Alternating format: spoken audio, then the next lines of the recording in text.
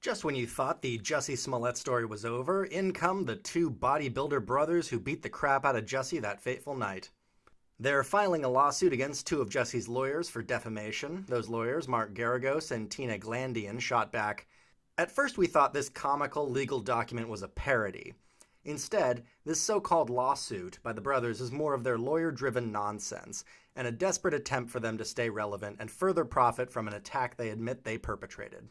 While we know this ridiculous lawsuit will soon be dismissed because it lacks any legal footing, we look forward to exposing the fraud of the Ozundairo brothers and their attorneys have committed on the public." Wow, they sure came out swinging. I've read the brothers' federal lawsuit filing and listened to the podcast where the brothers allege Garagos and Glandian made the defamatory remarks. So, I'm going to save you a few hours and break it down for you and let you know what I think of the merits of their lawsuit. We all know the pertinent facts of the Smollett apparent fake hate crime, but I'll recap briefly. Jussie was beaten on the streets of Chicago at 2 a.m. during a snowstorm while venturing out to get food from a Subway sandwich shop by two men. They strung a noose around his neck and poured a bleach-like substance on him. His phone was on during the entire attack, apparently to his creative director. Jussie says he recalls one man yelling, "This MAGA country!" and using a string of homophobic and racial slurs. After being beaten by these two men, Jussie says he got up, told his creative director over the phone that he was going to pursue his attackers on foot, but his creative director warned him not to. Jussie returned to his apartment where he was seen by his front desk bellman and a guest in his apartment. His guest urged him to call the police. Jussie says he refused at first. Roughly 40 minutes after the attack, when Jussie spoke to the police in person, he still had not removed the noose from around his neck. During the initial police interviews, he apparently didn't make any allusions to knowing these men personally and didn't say anything about them being white, except when asked if he could see the skin around the eyes of one of the ski mask-wearing attackers. And Jussie said that the eye sockets looked pale. Jussie was interviewed about his claimed hate crime attack and suggested that possibly why he was targeted was because he, quote, "goes hard on 45, unquote, a way of saying that he was vocally critical of the 45th president, Donald Trump. Days later, the Chicago police located the brothers, video surveillance tape of them purchasing items used in the attack, and questioned them.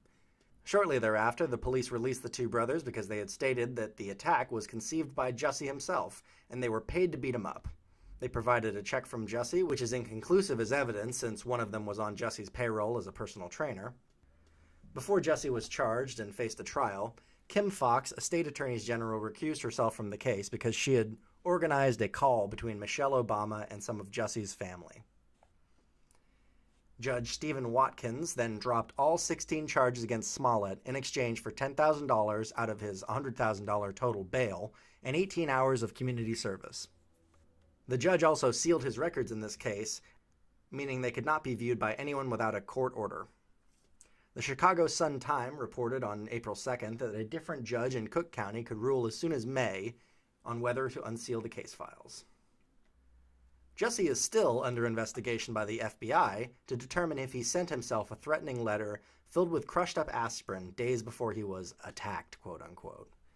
Smollett is also being sued by the city of Chicago to recoup $130,000 cost of police overtime to investigate his attack, which Garagos and Glandian are also representing Jussie in that case.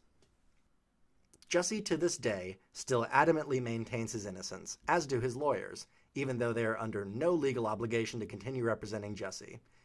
The lawyers' public accusations on the Reasonable Doubt podcast hosted by Garagos and comedian Adam Carolla came well after Mr. Smollett's criminal charges were dropped, and thus served no legal function and were not a requirement of their jobs as defense attorneys. The lawsuit claims that Glandian and Garagos, in falsely accusing the brothers of committing a hate crime, perjuring themselves, and making false statements to a police officer, are defamatory per se under Illinois law. Glandian and Garagos also heavily implied in their podcast that the younger brother was in a homosexual relationship with Jussie, or at least his older brother might have thought so, and that the motivation for the attack, which the brothers masterminded without Jussie's help, was somehow related to the anti-gay laws in Nigeria, which is where the two brothers immigrated from, and that the younger brother was propositioning Jussie to buy Nigerian herbal steroids, which are illegal in the U.S. I read the lawsuit, and I listened to 3 episodes of the Reasonable Doubt podcast, all of which at about an hour duration. These podcasts were released on March 30th, April 6th, and April 13th. And I have to tell you, everything the brothers' lawsuit alleges that Garagos and Gladian said, or at least heavily implied on those podcasts, they did in fact say.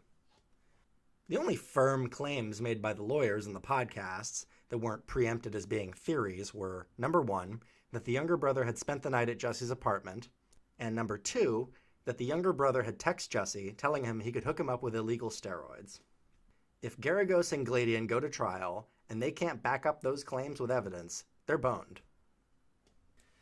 Now, I get that Garagos has a reputation to protect as a top celebrity defense attorney, so he can't just say, well, of course Jussie did it on a podcast, or his future clients could expect the same treatment, and no celebrity would hire him moving forward.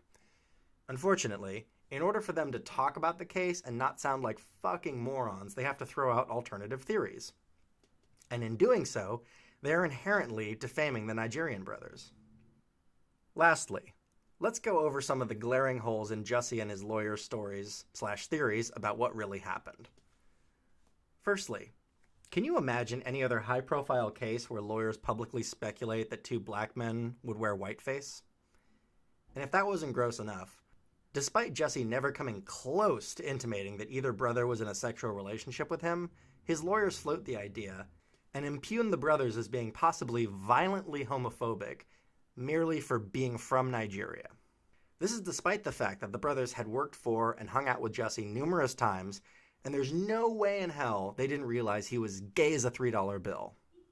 And as much of an ally as Jussie claims to be, you let your lawyers publicly out a guy that they say is closeted and just stay completely silent about it?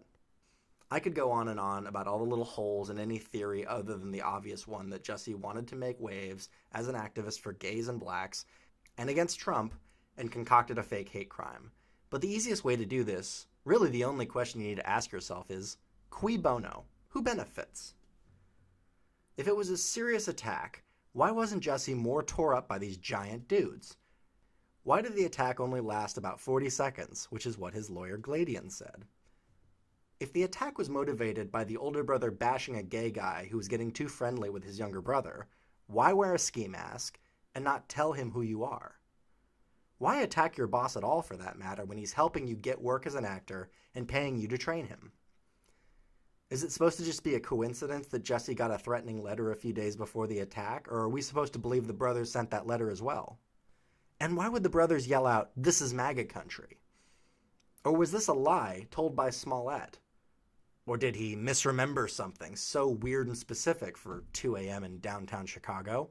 MAGA country? Hardly. And again, I get why Jussie's lawyers are sticking to the story that Jussie is innocent. But they could have just stopped talking about it after the charges were dropped.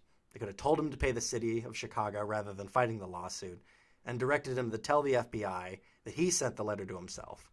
But these Nigerian brothers, how do they clear their name publicly if there's no trial for the fake hate crime where they get to testify against Jussie? You thought you saw the end of the Smollett circus? Oh, you poor fool. Strap in, kids. It's about to get weird. Who knows what evil lurks in the hearts of men?